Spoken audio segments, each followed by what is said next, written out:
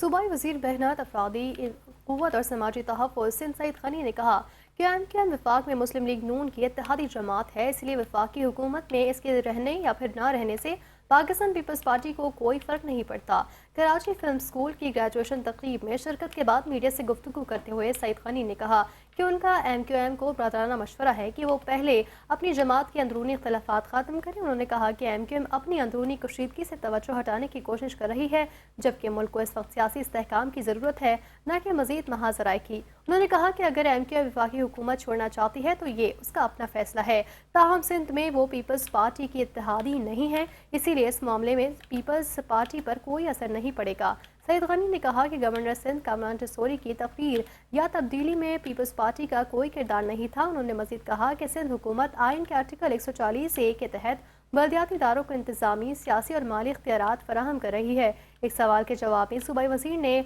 वलीका अस्पताल में HIV cases को संगीन मामला करार देते हुए कहा कि अब तक 78 बच्चों का डेटा सामने आया है, तहकीकात जारी है और मुतासरा बच्चों के इलाज के लिए सिंध हुकूमत हर मुमकिन ताउन करेगी। इससे कबल कराची फिल्म स्कूल के ग्रेजुएशन तकरीब से खिताब करते हुए सईद ग़नी ने कहा कि कराची फिल्म स्कूल मुल्क का मुनफरिद इदारा है और सिंध हुकूमत नौजवानों की सलाहियतों को फ़रोग़ देने के लिए इस इदारे की भरपूर सरपरस्ती जारी रखेगा।